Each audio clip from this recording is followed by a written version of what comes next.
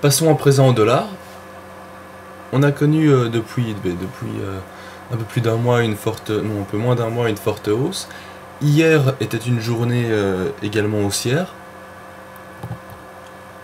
puisque le dollar est passé de 1,3644 à 1,3782, donc plus de 100 pips de hausse en une journée, c'est pas mal.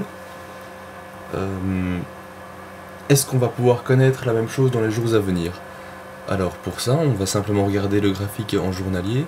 On observe qu'on a une résistance ici aux alentours de 1,375, qu'on a dépassé cette résistance, mais ça n'empêche qu'on peut connaître un pullback ou un retournement de situation. Il ne faut jamais voir la résistance comme une résistance au pip près, c'est vraiment une zone à surveiller, c'est tout.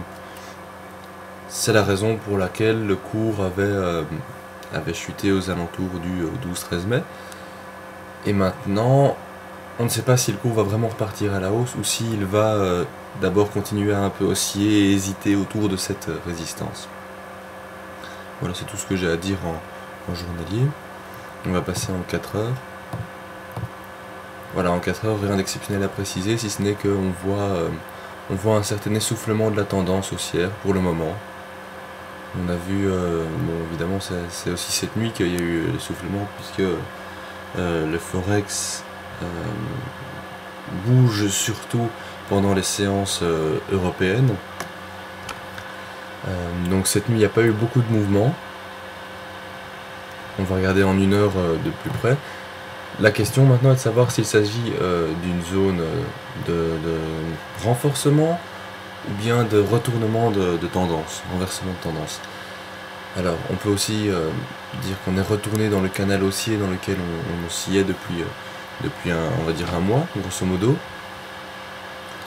C'est assez optimiste comme fait pour la hausse de l'euro-dollar. Il va falloir surveiller ceci parce qu'on pourrait par exemple continuer à osciller comme ceci jusqu'à ce niveau, je sais pas, au 21 mai, au moment de l'intersection du canal et de la résistance par exemple, et qu'à ce moment-ci on ait un bon rebond et qu'on reparte vers les 1,40, 1,45, voilà, c'est à surveiller. Du côté des indicateurs, qu'est-ce qu'on peut préciser? Eh bien, qu'on a eu un franchissement des stochastiques à 20 heures, ça correspondait alors... C'était quel jour? C'était le 21 mai, on va dire à minuit. Oui, voilà, c'est pas un franchissement des stochastiques qui est très significatif, étant donné que c'est simplement une zone d'hésitation. On va peut-être pas regarder les oscillateurs pendant une zone de si faible volatilité. On va voir aujourd'hui comment va se comporter le cours et éventuellement si on doit revoir notre position à la hausse, ou bien si on peut changer et passer à la baisse, mais ça m'étonnerait parce que la tendance générale en journalier est toujours haussière, est assez importante. On est simplement à une résistance qu'il faut surveiller, mais c'est pas encore le moment de se dégager si vous avez des positions. Voilà, bonne journée.